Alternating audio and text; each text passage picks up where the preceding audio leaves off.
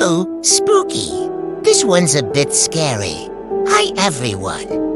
Welcome back to my channel. Today we are going to be looking at a case that happened all the way back in 1993. This case has many strange elements surrounding it, and even though it is based on a true story, the details are a little sketchy.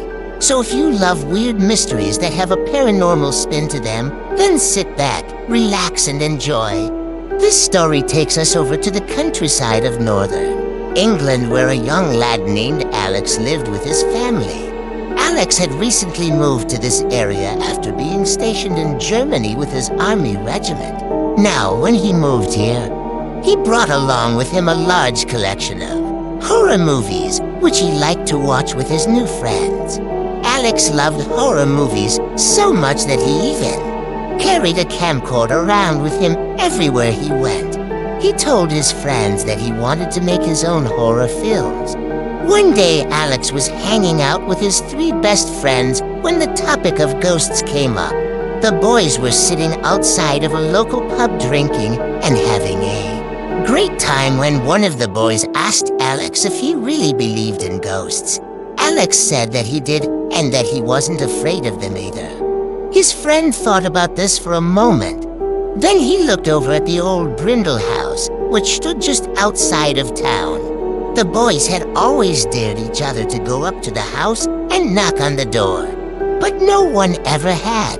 The legend was that the house was haunted and that anyone who entered it never came out the same. Now, this house had been abandoned since the 1960s when the original owner died inside. People had reported seeing his ghost wandering the halls, and the nearby townspeople claimed that the house was cursed. Now, naturally, this was all nonsense to Alex. So he drank his beer and told his friends that he was gonna now spend the night inside the house. His friends laughed at first, thinking that he was joking, but he insisted that he was serious. They could tell by the look on his face that he wasn't joking. So they decided to let him do it. But before he went inside the house, they decided to play a little game. Each boy got together and wrote down a series of dares that Alex had to complete while he was inside. Whoever wrote the dares got to go into the basement of the house and wait for Alex to find them.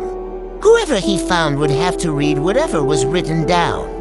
It was kind of like hide and seek, except a lot creepier. Now, at this point, it was almost midnight, so Alex took a flashlight, a baseball bat, and his trusty camcorder, and he walked slowly toward the house. The other boys followed him and waited for him just out of sight. When he disappeared through the front door, they closed it quietly and turned off the light. They waited outside until 6 a.m. when they were supposed to meet back at the house. The whole time they laughed, they joked, they made funny faces at each other, but they were also a bit scared. Then all of a sudden, they heard what sounded like screams in the forest. At first, they were confused, but then they realized that the screams were coming from inside the house. At first, they laughed it off and continued on with their night. But then the screams came again, louder than before. This time, the boys ran toward the house as fast as they could. When they got there, they were shocked. The front door was closed, but it wasn't locked. As they burst through it, they began to search the rooms, but they couldn't see Alex anywhere. One of the boys went upstairs to look in the bedrooms and the bathrooms, but he didn't see anything unusual. They checked the basement where the dares had taken place, but he wasn't there either. Then one of the boys found the camcorder lying on the floor. When they played it back, they saw that the last minute of footage had no image. It was only filled with static, but they did hear a faint whisper saying, "Help me." Then the tape ended. By this time, it was getting pretty dark outside, so the boys left the house and went back to town. They tried calling Alex's home, but no one answered. So they decided to meet back at the house the next day. But when they got there, they found a note on the front door from his family saying that he had to come home the night before, but that they weren't worried. The boys knew that something was wrong, so they went to the nearest payphone and called the police. When they explained the situation, the officers found it quite strange, but they agreed to investigate. When they searched the house, they didn't find any blood or any signs of a struggle. They also didn't find any signs of forced entry. They asked the boys if they had seen Alex get into a fight recently or if he had made any new enemies. But they said no. Alex was a quiet person, so if he had an enemy, the boys would have known about it. The police ended up searching the house for another 2 hours, but they never found any trace of Alex. To this day, it is unknown what happened to him.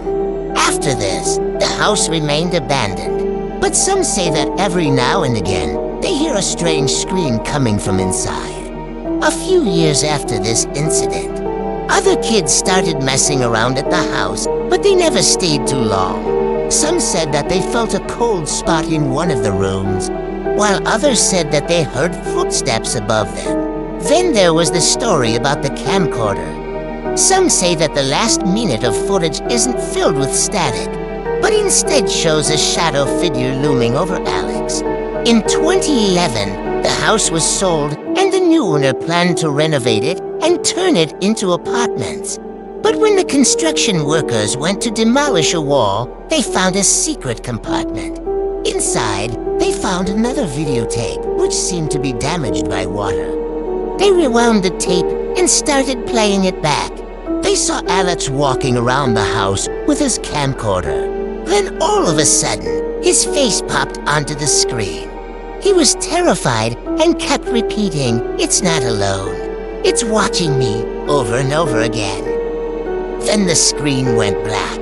Naturally, the construction workers were freaked out and they stopped what they were doing. Soon, rumors started spreading about the house again, and people started talking about how the paranormal investigators who had examined the house years before said that it was one of the most haunted places they had ever visited. The equipment just broke down, and one of the guys even fainted for no reason. Apparently, the other investigators said that it was a psychic vampire, and that it drained all the energy from the building and the people who entered. With all this going on, the owner had no choice but to abandon the renovation plans and put the house back up for sale. It's still there today. It's for rent and no one has dared move in. Some believe that the house is haunted and that Alex's spirit still resides inside. Others believe that whoever did this to Alex is still living in the house and they will hurt anyone who comes near it. I have to say, this case does have some creepy elements to it, but it's also a bit strange. Why would Alex go missing without a trace? There was no sign of a struggle, and he didn't seem to have any enemies. Also, why would the second videotape appear as if out of nowhere? Then why did the last minute of the first tape have static? If there was a shadow figure lurking around Alex, then why didn't the police see it when they searched the house? As I said before, this story is based on a true story, but the details are a bit sketchy. I tried researching more about this, but I couldn't find much online besides random forum posts and ghost hunting websites.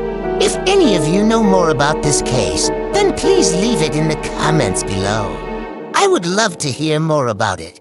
Now, if you don't mind, I'm gonna go watch some ghost videos. Thanks for watching. Thanks for watching. Remember to leave a like if you enjoyed. And if you haven't already, then what are you waiting for? Subscribe to my channel